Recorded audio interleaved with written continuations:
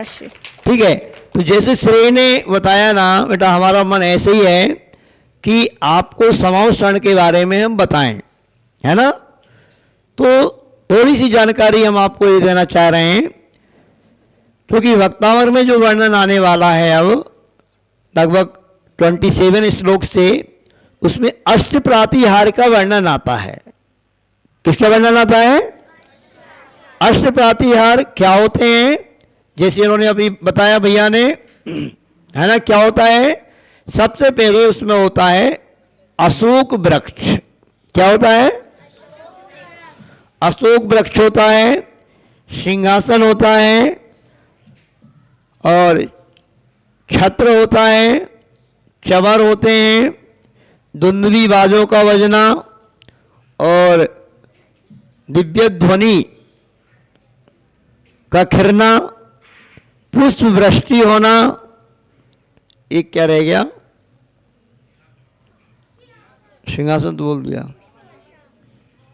अपन शांति पाठ पढ़ते हैं ना, दिव्य बिटपे बहुपन की वर्षा, दुंदुभी आसन वाणी सरसा, छत्र छमर भामंडल भारी, ए तब भामंडल बोल रहा है अपन, है ना, भामंडल नहीं बोला, भामंडल, है ना। चार तो ये होते हैं, देखो, छत्र चमर भामंडल और सिंहासन, चार हो गए।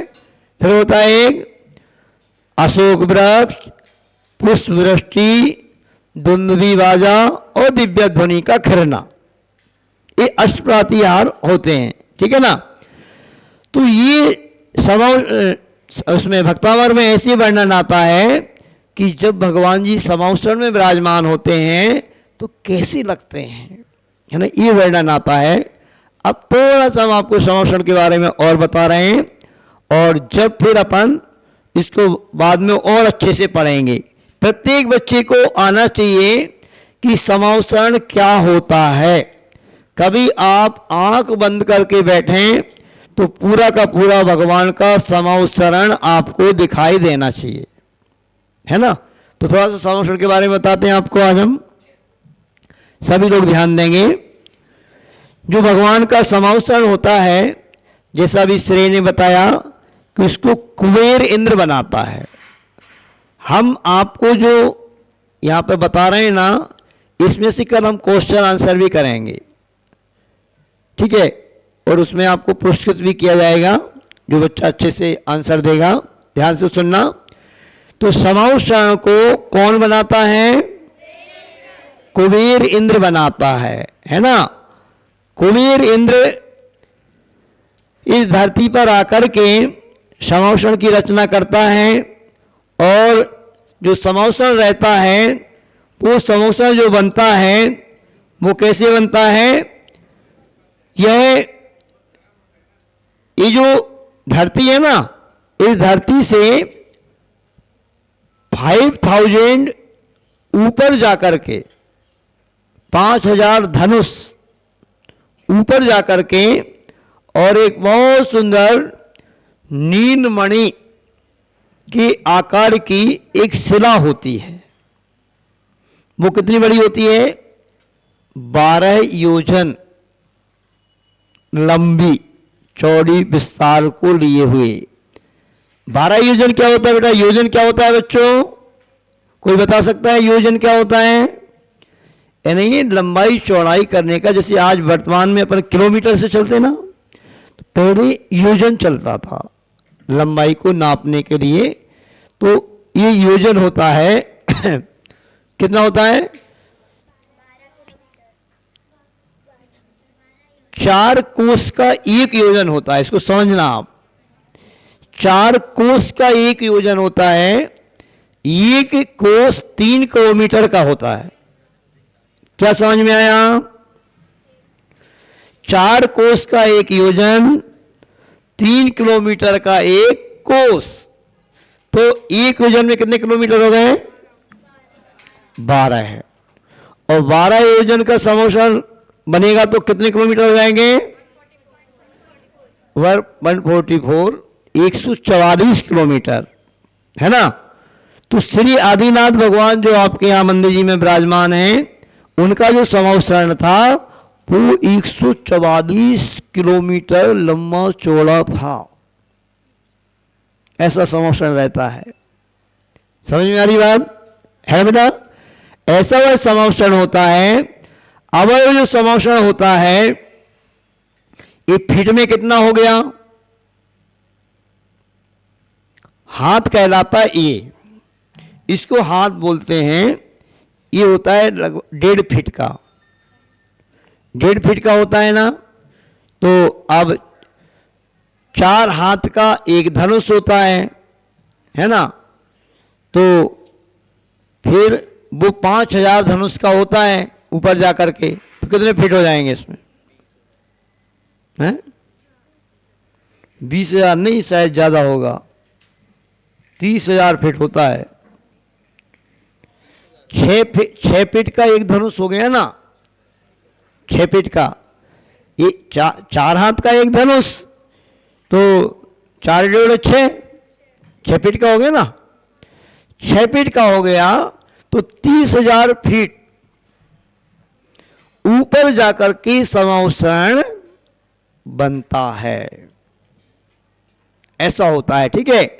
अब 30,000 ऊपर धनुष जाकर के एक बहुत सुंदर नील मणि, मणि समझते हो ना, जैसे डायमंड तरह तरह के आते हैं ना, स्फटिक मणि रहते, वाइट रहता है।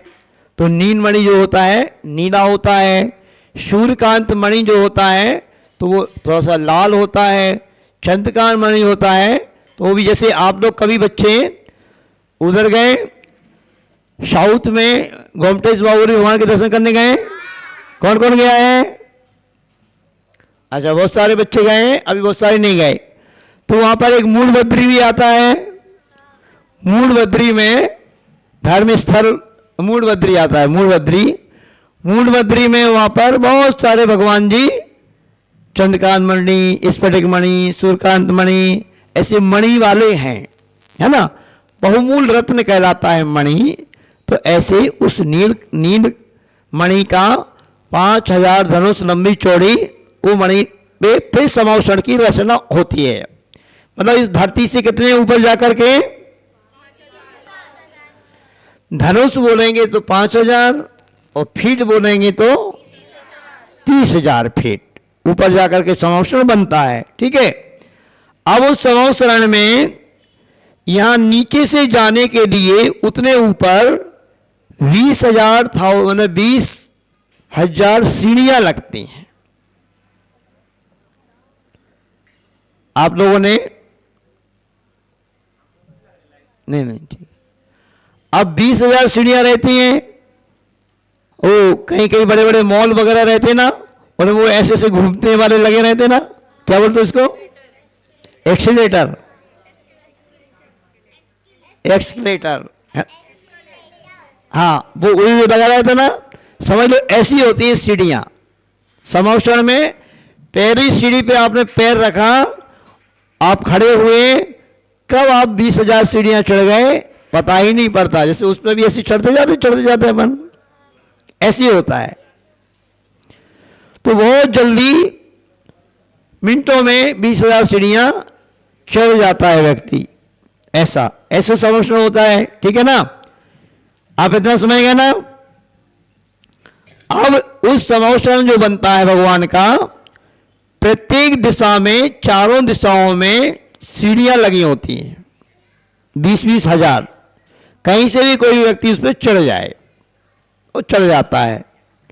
तो ऐसा वो होता है, ठीक है। अब सीढ़ियों से ऊपर चढ़ गए, अब ऊपर से चढ़ करके फिर उस समावसरण में आप देख रहे हो ना, जैसे कभी देखा होगा आपने, ये ऐसा रहता है समावसरण।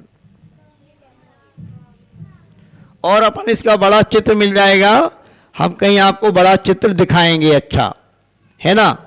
आपके यहाँ तो प्रोजेक्टर वगैरह भी है, तो प्रोजेक्टर वगैरह लगा करके एक आध दिन अच्छे बड़े रूप में दिखाएंगे समावसरण को, कि वास्तव में समावसरण कैसा होता है, ठीक है। तो अब 20,000 सीढ़ियां चढ़ करके आप ऊपर पहुंच गए। अब ऊपर जाकर के उस समावसरण में फिर क्या होता है, जैसा भी श्रेय भैया ने बताया था, 8 भूमियां होती हैं। क्या होती हैं? मतलब एक के बाद ऐसे वो स्टेप बाय स्टेप ऐसी भूमियां रहेंगी। उन 8 भूमियों के नाम कोई बता सकते हैं कि जो 8 भूमियां होती हैं वो कौन सी भूमियां होती हैं? नाम याद है किसी को? नहीं ना मिला? तो जब आप नाम याद करोगे ना तब तो आपको समझ में आएगा। क्या अभी पहली बार भी भूमि आ गई? अब आंख बंद करके जब संवत्सरण का ध्यान करवाएंगे ना एक दिन आपको, तो जब आएगा समझ में आपको, तो आप सबके पास बुक होगी ना, तो आप बेटा उसमें से भूमियों के नाम याद कर सकते हो, है ना? तो याद कर लेना आप। तो सबसे पहले हम अभी बता देते आपको कि 8 भूमियां क्या होती हैं। पहली भूमि होती है चैत्र प्रसाद भूमि। कौन सी भूमि? इस भूमि का मतलब होता है पहली वाली भूमि जो गोलाकार रहेगी उसमें मंदिर ही मंदिर बने होते हैं। क्या बने होते हैं?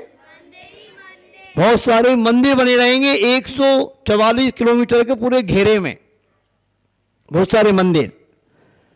क्षेत्र मीन्स होता है मंदिर। फिर एक रहेगी खातिका भूमि।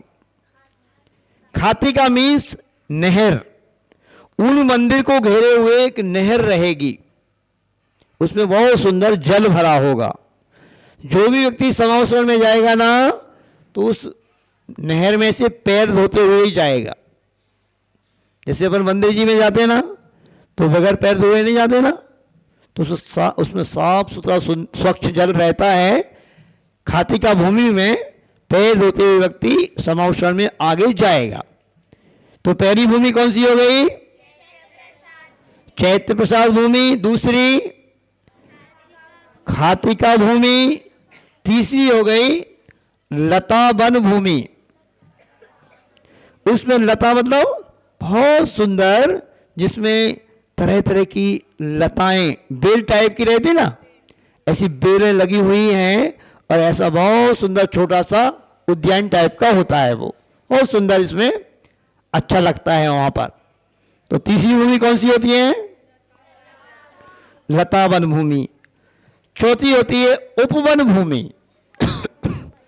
इस उपवन भूमि में क्या होता है? बिल्कुल बगीचा बने हुए हैं बहुत सुंदर सुंदर, जिनमें तरह तरह के फूलों के वृक्ष, फलों के वृक्ष, आम के, अंगूर के, संतरे के, खजूर के सब वृक्ष लगे हुए हैं, है ना? ऐसा चौथी भूमि। 4 भूमि हो गई। कौन कौन सी हो गई बताइए? क्षेत्र प्रसाद भूमि, खातिका भूमि, लता भूमि और उपवन भूमि, है ना? उपवन भूमि, ये 4 हो गई। इसके बाद 5वीं भूमि आएगी, वो कहलाएगी ध्वज भूमि। कौन सी भूमि? उसमें तरह तरह की अच्छी बढ़िया बढ़िया ध्वजाएं, झंडे, जिनमें किसी झंडे में हाथी का चिन्ह बना है, किसी में शेर का बना है, घोड़े का बना है, ऐसे बहुत सुंदर सुंदर। अब कुबेर बनाता है ये। कौन बनाता है? तो बहुत सुंदर सुंदर रहती हैं ऐसी फहराती हुई ध्वजाएं। कितनी ध्वजाएं रहती जानते हो? हजारों। और 144 किलोमीटर के घेरे में कितनी ध्वजाएं रहेंगी? हजारों। ऐसी फहरा रही हैं ध्वजाएं, बहुत सुंदर लगता है। ऐसे मंदिर पे भी अपने बहुत सारी ऐसी ध्वजाएं लगती हैं। ठीक है, तो 5 भूमि के नाम आप याद कर लें पक्का। बताएं फिर से एक बार।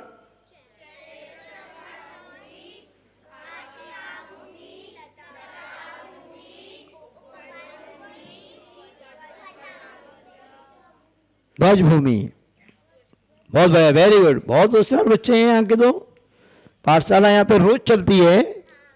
हाँ, इसलिए होशियार बच्चे इतनी है भाई। खराड़ी में तो बहुत सब होशियार बच्चे हैं अच्छे, है ना? बहुत बढ़िया। अब अपन 6वीं भूमि आ रही है। उस भूमि का नाम है कल्प वृक्ष भूमि। कौन सी भूमि है? कल्प वृक्ष का नाम सुना कभी आपने? कैसे होते कल्प वृक्ष?